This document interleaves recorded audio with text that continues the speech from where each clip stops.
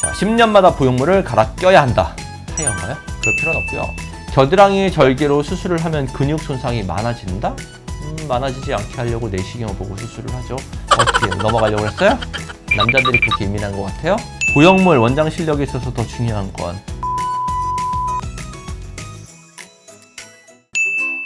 안녕하세요 시청자 여러분, 이상원 원장입니다.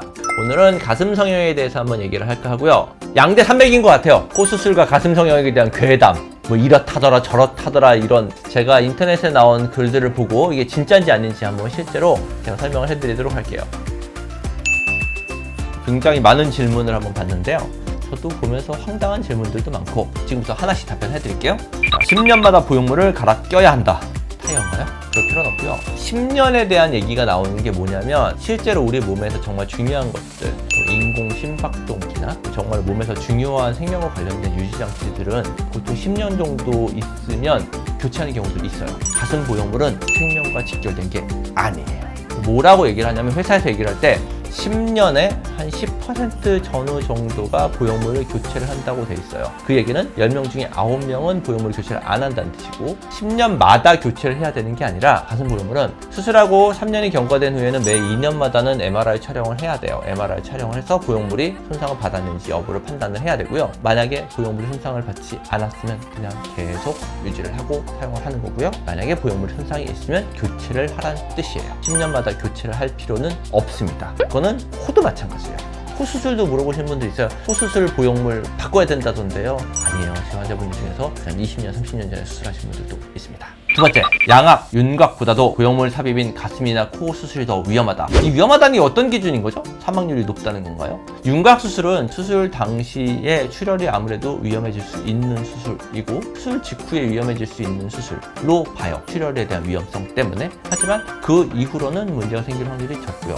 가슴이나 코 수술 같은 경우는 초반에는 문제가 생길 확률 사실 거의 없고요. 출혈이 많은 수술도 아니고 대신에 나중에 아무래도 보형물을 사용하는 수술이다 보니까 감염이나 염증이 가능성이 있는 수술이에요. 더 위험하다? 이건 말이 안 되는 얘기고요. 모유 수유 전에 수술을 하는 것은 좋지 않다. 이거 무슨 뜻이죠? 모유 수유 직전에 수술한다는 건가요? 아니면은 출산을 하기 전인가요? 대부분 수술하고서 많이 물어본 질문인 것 같은데 수술을 하고 나서 모유 수유 가능한가요? 네, 근육보다 아래쪽으로 보형물 위치시킨 경우에는 모유 수유하는데 큰 문제 없는 경우 대부분이고요. 그래서 크게 상관없습니다. 수술한 가슴은 처지는 부분의 경계선을 보거나 가슴골을 보면 알 수 있다? 모를걸요? 어떤 식으로 보형물을 넣으면 수술한 티가 난다? 어떤 식으로 넣으면 티가 나나요? 보형물이 티가 나는 거는요, 보형물을 근육보다 위쪽에, 근막도 싸지 않고 그냥 가슴 조직 바로 아래에 큰 보형물을 넣으면서 본인이 굉장히 피부가 얇고 마른 분들 같은 경우는 보형물 티가 날 수 있어요. 겨드랑이 절개로 수술을 하면 근육 손상이 많아진다? 많아지지 않게 하려고 내시경을 보고 수술을 하죠. 내시경으로 경험 많은 경우는 겨드랑이 수술에도 근육 손상이 많지 않습니다. 물론 근육 손상이 많은 게 아니라 범위가 좀 달라요. 왜냐하면 겨드랑이 절개를 하면 실제로 이쪽에서 절개가 들어가기 때문에 요 위쪽에 있는 공간을 조금 더 만들어야 돼요. 대흉근 근육 자체를 조금 더 분리해야 되는 범위가 더 넓어져요. 그러니까 겨드랑이 수술을 했었을 때는 그냥 밑선이나 유륜 절개를 할 때보다 가슴 수술을 해야 되는 공간을 만들어야 되는 박리의 범위가 넓어지는 거지 근육 손상이 더 많아지거나 하지는 않아요. 물론 이건 경험이 많은 분들이 수술할 때요. 가슴 확대 수술을 하면 유두 감각이 사라진다. 보통 한 1년 반 정도는 좀 떨어진다고 얘기를 하고요. 무조건 떨어지는 건 아니에요. 마른 분들, 보형물 베이스가 너무 넓은 보형물을 사용하는 경우는 감각이 좀 더 떨어져요. 왜냐면 신경이 바깥쪽에 있거든요. 보형물을 너무 넓은 걸 쓰다 보면 바깥쪽에 있는 신경이 눌릴 수밖에 없어요. 아니면 공간을 만들 때 너무 넓게 만들어야 되기 때문에 감각신경 손상 가능성이 있기 때문에 적당한 사이즈의 보형물을 사용한다면 대부분 감각은 그렇게 많이 떨어지진 않아요. 엑스레이 찍으면 티가 나요? 나요. 어떻게 넘어가려고 했어요? 나요. 초절벽 가슴은 보형물을 넣을 수 없다는 게 사실인가요? 초절벽 넣을 수 있어요. 30대, 40대 이후 나이 들어가는 수술은 더 티가 난다? 아니요.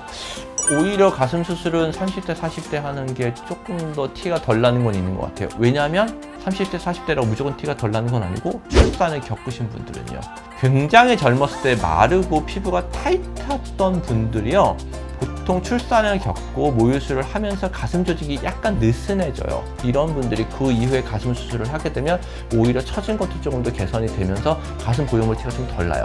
오히려 완전히 젊었을 때 피부가 너무 타이트한 경우 수술했었을 때가 수술한 티가 좀 더 나기 때문에 오히려 반대로 30, 40대 이후에 수술하는 게 수술 결과가 좀 더 자연스러운 경우가 많아요. 가슴 수술을 하면 혈액순환에 문제가 생기고 호르몬 약도 먹지 못한다. 어디 혈액순환 얘기하는 거죠? 말도 안 되는 얘기죠? 가슴 수술은 무조건 대학병원에서 해야 된다. 좀 많이 합니다. 가슴골 모양, 타이트하게 붙어있는 골 사이가 넓은 등등만 보면 수술 유무를 알 수 있다. 정말 아무 기본도 없는 질문이고요.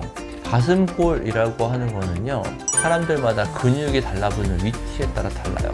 남자분들도 마찬가지거든요.